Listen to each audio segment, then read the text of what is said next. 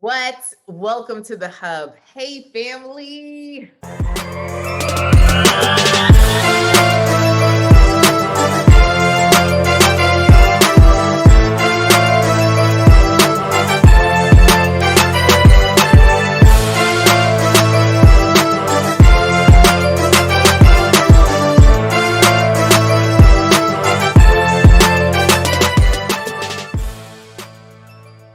Hey, family, welcome back. And I am currently in Jamaica. I am literally looking at the ocean. And I had to do this podcast episode to say what's up to all of you. So hopefully you could hear me well and it's not too much of an echo. But we are doing the continuation of Love is Blind. And I just finished catching up on the rest of the season. Wow. Wow. Let's get into it. All right. So we have Nick and Danielle. Now, spoiler alert, if you have not watched the end of the season, press pause, go watch it, come back, or just spoiler alert, and then you can know what I'm talking about when you go to watch it. All right. So Love is Blind on Netflix. That's what we talk about. Last episode was the first 5 episodes. And then now we're talking about the next 5. So what had happened? Right. So we have Nick and Danielle. Nick and Danielle. Danielle has a low self-esteem, right? And she gets easily flustered.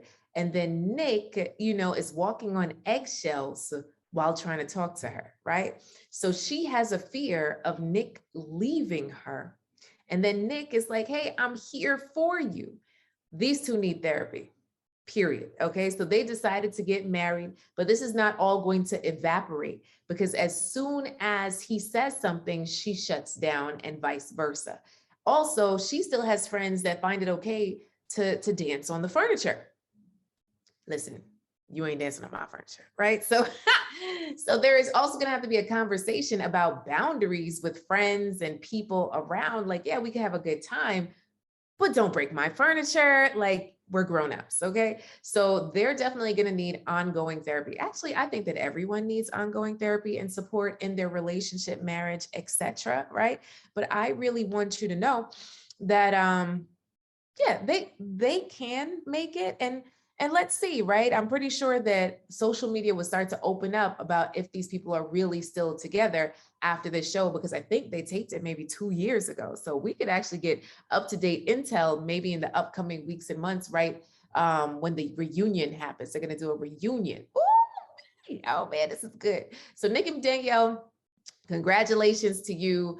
If you specifically are in a relationship or situation where you feel like you can't be yourself, or you feel that you always have to walk on eggshells with this person, or they're going to absolutely blow up or shut down, I would normally say no, do not get in a relationship with this person, because it doesn't get easier. It doesn't get better. Like, literally, if you have all of this tumultuous stuff happening now, what's your marriage going to look like? All right. So moving on. Then we have Shane and Natalie.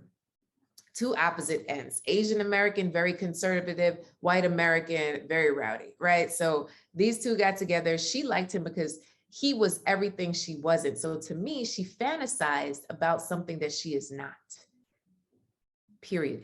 And then he just wanted somebody that saw the goodness in him that he cannot see in himself. So he had a low self-esteem, and he was more concerned about what she felt about him than anything else. So what happened the night before their wedding is that she said, hey, have you been drinking a lot? And then he blew up to say, you know what? I hate you, and you're the worst person in my life. Listen, fam, if you're dating someone, be careful with your words, because you can never eat them.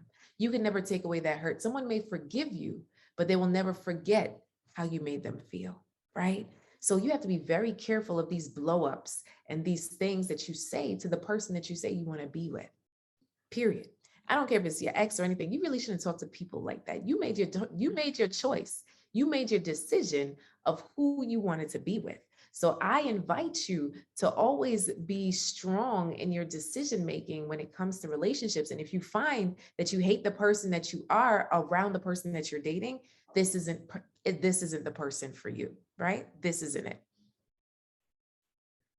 I thought somebody was at the door. All right. So we want to look at Shane and Natalie.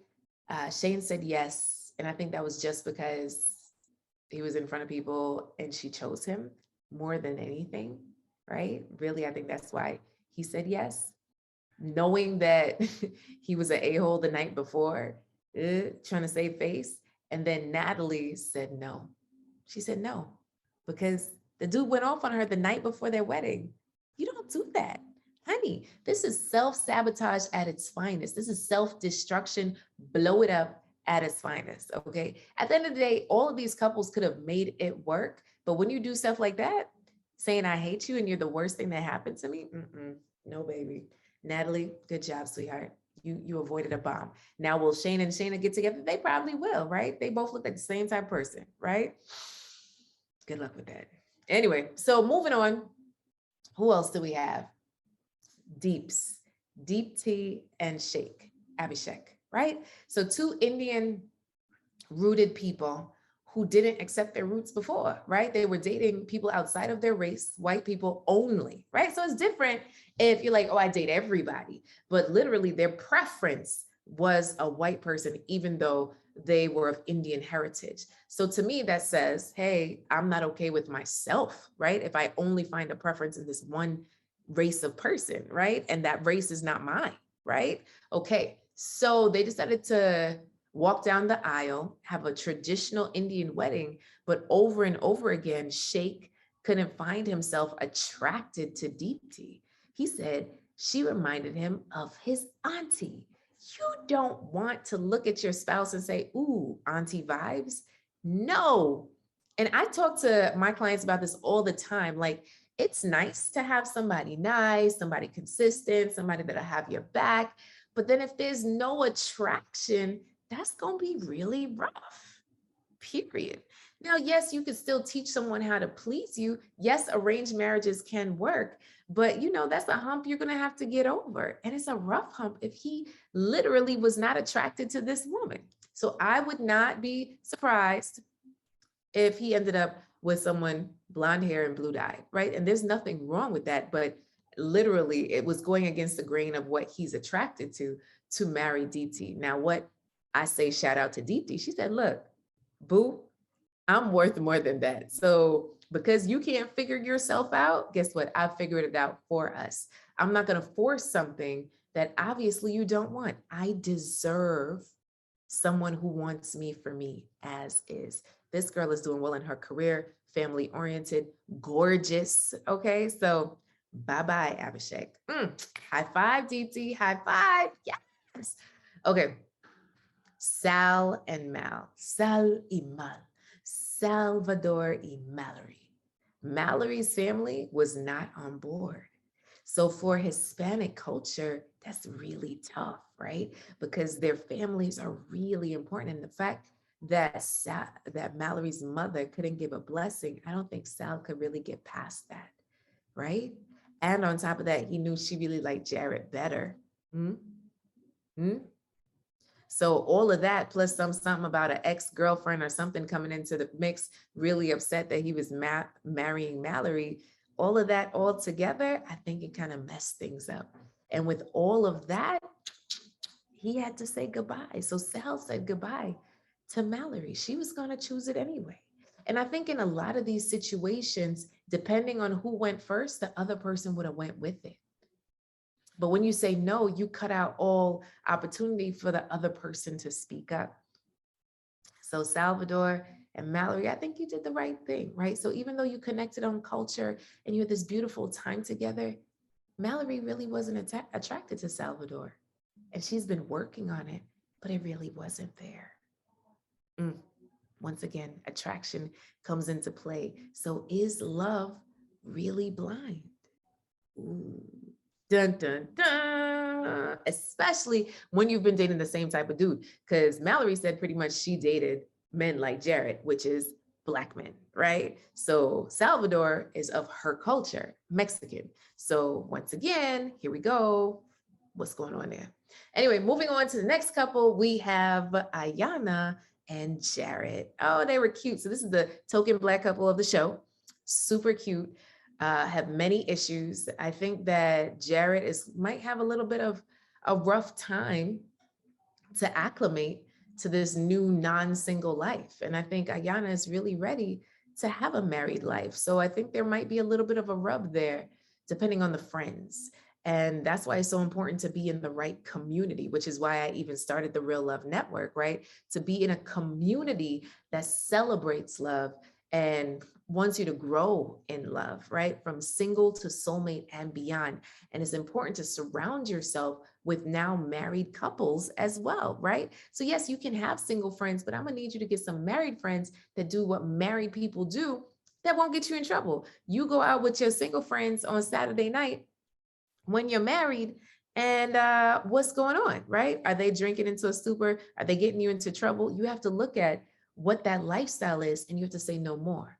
Now, Jared is saying that he's going to make a change. I think his daddy is going to keep him on task. Yeah, that pastor don't play. Okay. So I'm thinking that Jared's daddy will help. And then Ayana's mama and daddy, they look real young, right? Are also going to help out. So that's my 2 cents of what I think is going to happen there. I think they can make it. You know, they just have to have the right community around them to uplift them to the right things. They were waiting to have sex, but I don't think they waited anymore. So I think they're good. Anyway, so that is my take on Love is Blind. Is love really blind? I think it's a combination, right? So I think that you can fall in love with someone over the phone. I definitely have had a client that fell in love with someone over the phone that they had not met for 3 whole months, 3 whole months.